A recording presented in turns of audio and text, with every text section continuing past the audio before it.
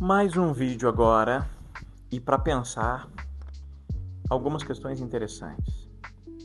Hoje em dia, a gente não está vivendo uma sociedade, digamos assim, majoritariamente no Ocidente cristã, né? Obviamente, existe uma secularidade muito grande, uma secularização muito grande. O que significa isso?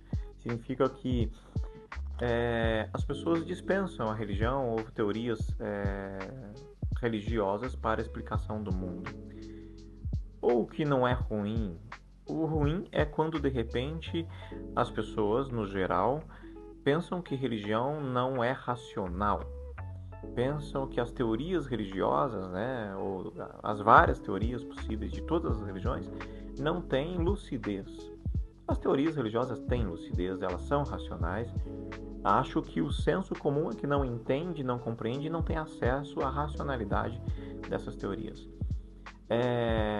Tanto é que em algum momento fica difícil alguém que tem uma abordagem religiosa mais intimista, de uma experiência mais pessoal, conversar com alguém que é mais objetivo, que tem um apreço maior pela ciência. Diante disso, teve um filósofo, um teólogo da Idade Média, do século XII e XIII, um italiano chamado Tomás de Aquino, que viveu uma era mais ou menos assim.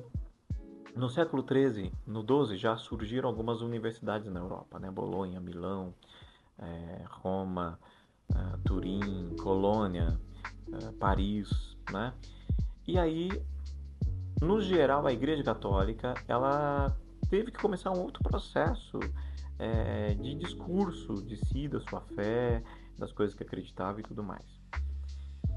E esse discurso ele surgiu porque várias pessoas, já com acesso teórico, intelectual, começavam a meio que não a distanciar da igreja, mas a fazer uma dissociação de várias coisas com a teoria religiosa. Vamos pensar aqui vários deles, né?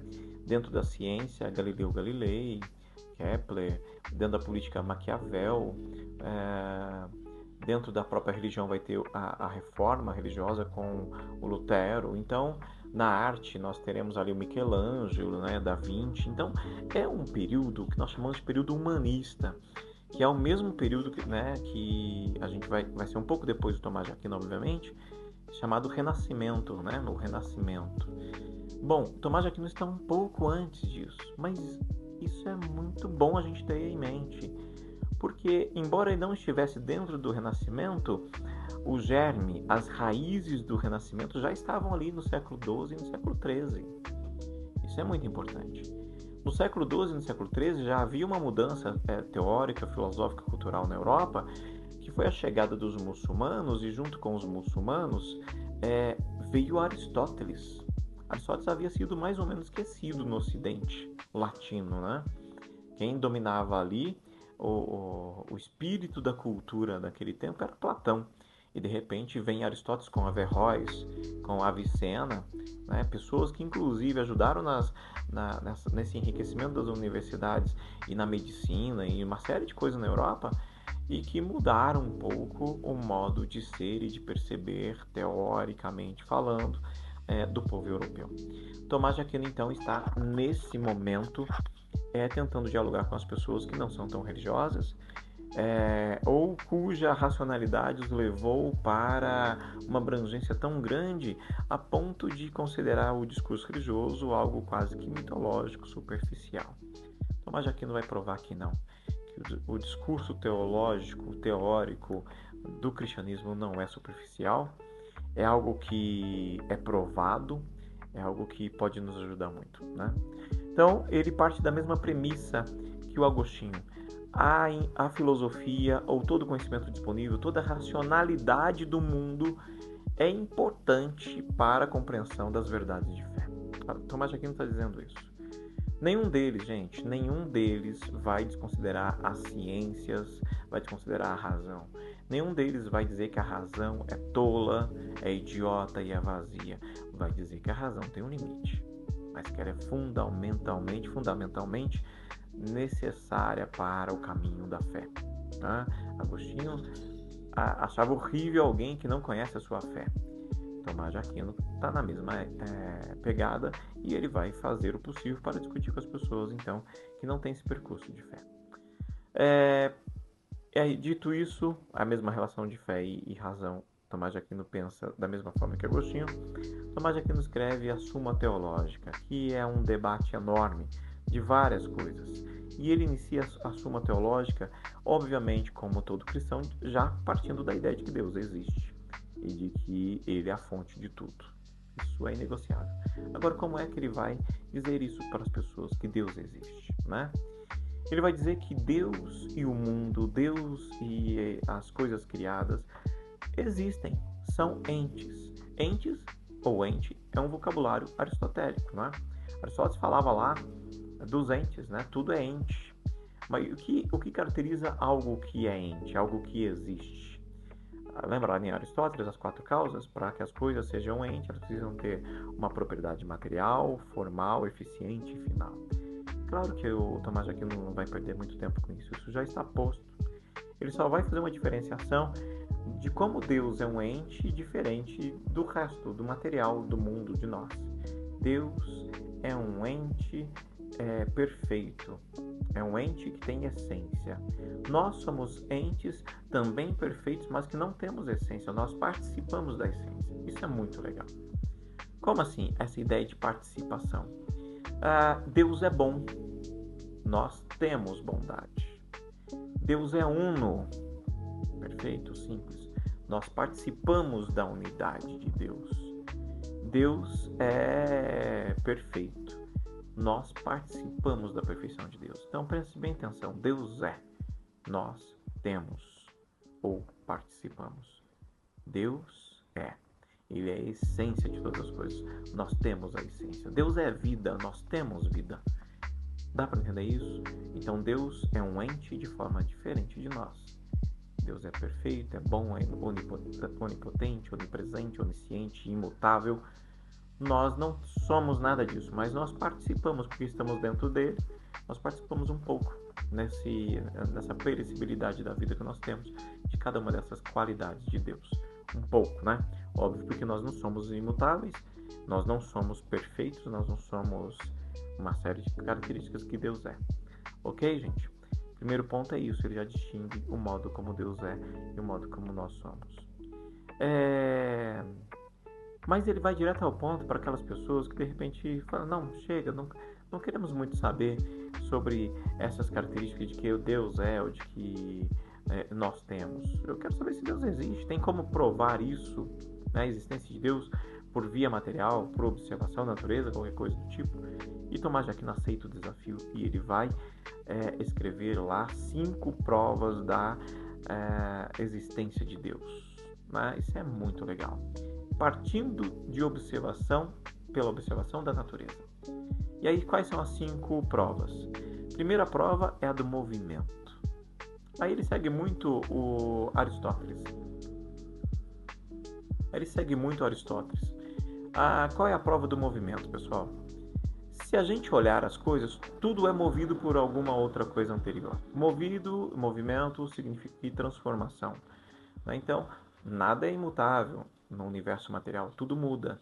Mas tudo muda porque é impulsionado por algum agente de mudança, né? Então a rocha ali, ela não é a mesma do que 70, dos 80, 10 anos atrás. Veio chuva, veio sol, pessoas pisando em cima dela, ela se transformou. Existe um movimento que iniciou esse impacto e que fez as transformações da rocha. Então as coisas se alteram, as coisas se movimentam porque outra coisa ou a antecede, ou a impacta e tudo mais.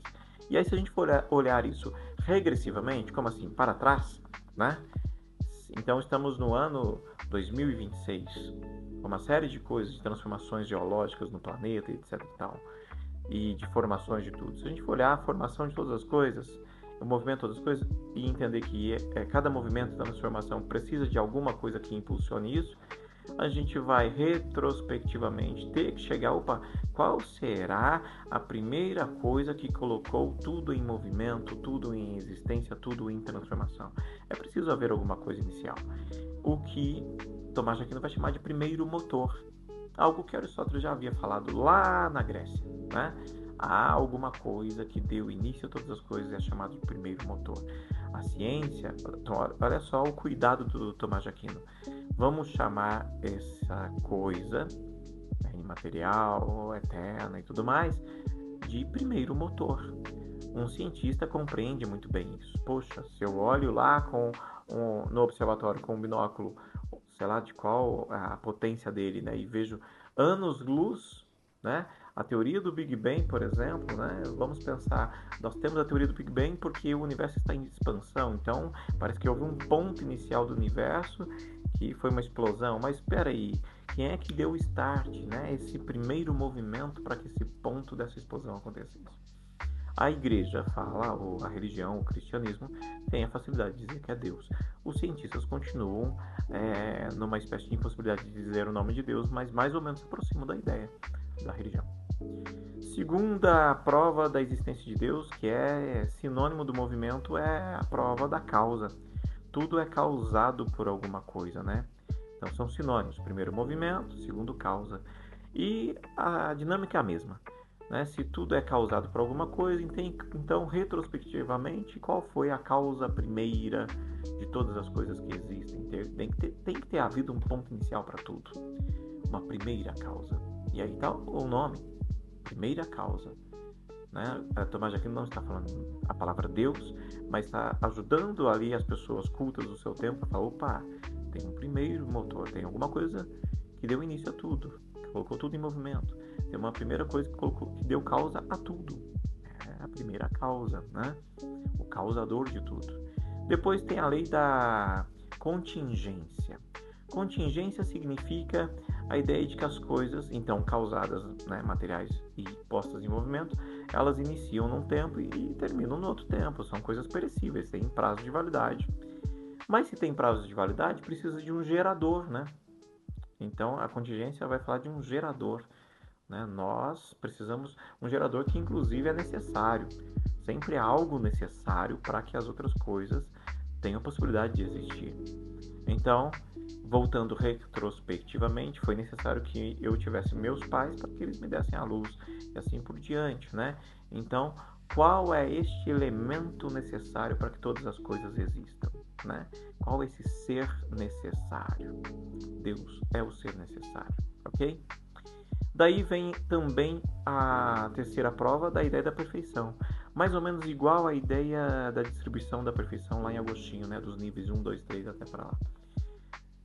Se há um primeiro motor, se há uma primeira causa, se há um ser necessário, e as coisas são perfeitas, né? Na sua classe de coisas, esta coisa que deu o primeiro movimento, ponto de partida para tudo, foi a primeira causa e é necessário, e que criou de alguma forma todas as coisas, essa coisa é muito mais perfeita, né? Se tudo é perfeito, essa coisa é muito mais perfeita. E aí a última prova é a do finalismo, porque ele entende, o Tomás de Aquino, observando as coisas todas da natureza, que tudo segue para o melhor possível, né? A natureza, os pássaros, né? As aves, os animais terrestres, aquáticos, tudo, né? O movimento dos planetas segue uma ordem, uma equação matemática e natural que é perfeita.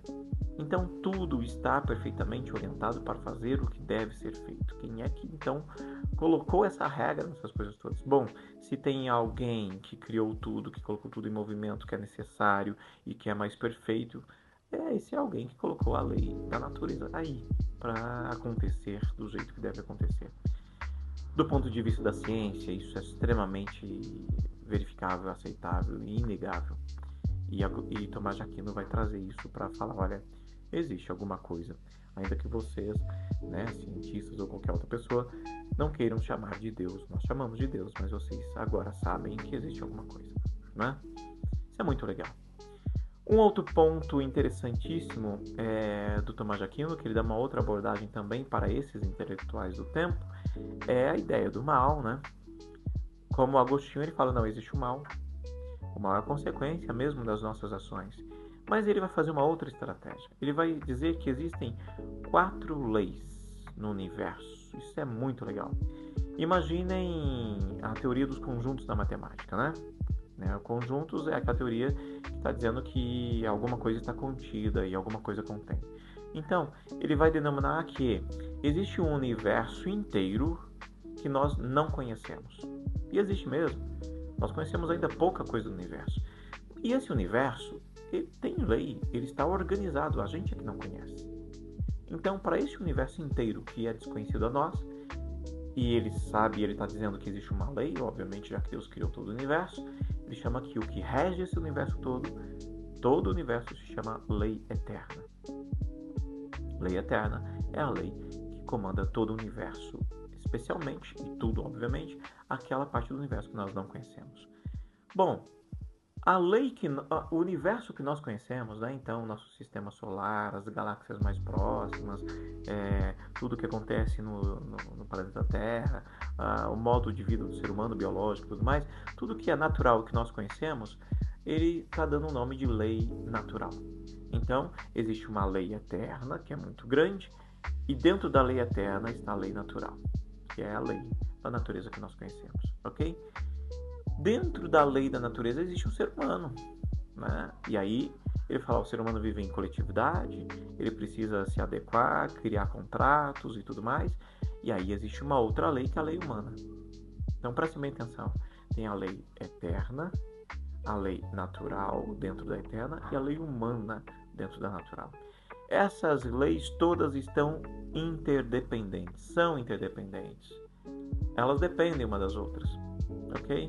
De modo que Deus criou tudo perfeito, então tudo é para ser perfeito. De onde surge o mal, ele repete Agostinho, vem da vontade desviada, da nossa conduta desviada, da nossa racionalidade mal trabalhada, do nosso mau uso da razão.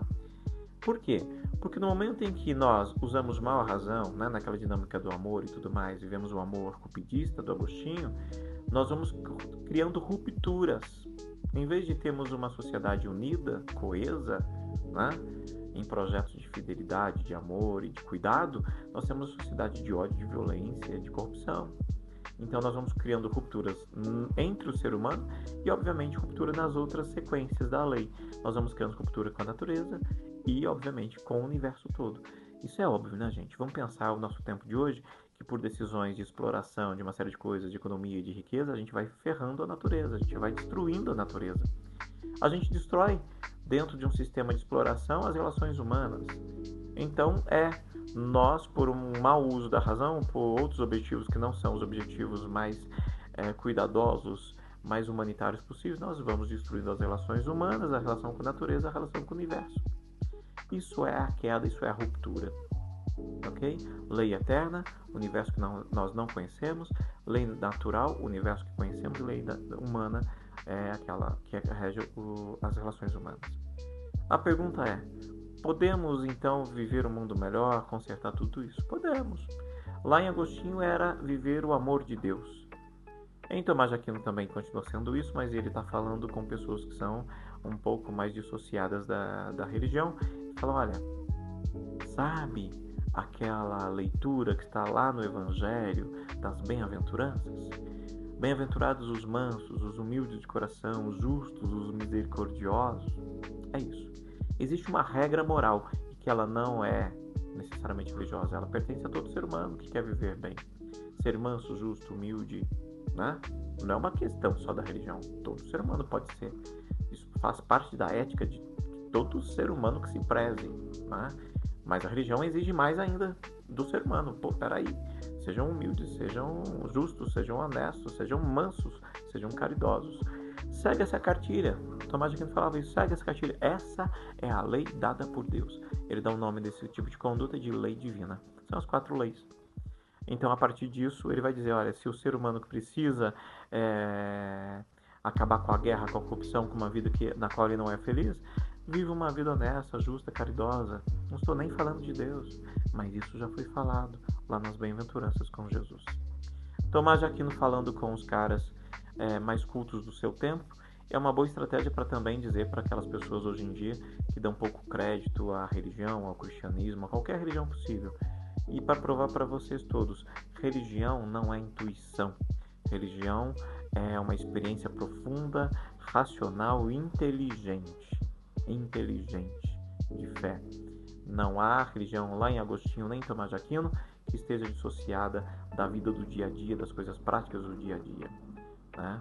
Então, se é o amor, caritas, de Deus lá, que salva todo mundo, é um apelo, então, para as religiões e para as pessoas de hoje em dia para viverem amor de Deus, não amor cupidista. Se é, então, as boas condutas de justiça, de humanidade, de caridade, de solidariedade que salvam o mundo, então tá ali Agostinho e Tomás de Aquino dizendo pra gente qual seria a conduta de todo cristão possível hoje para viver um mundo melhor. Espero que tenham gostado do Tomás de Aquino. É isso tudo que a gente vai apreciar, apresentar, viver, e se você quiser desdobrar isso em reflexões, fique à vontade, a gente conversa em outro momento. Tchau, tchau.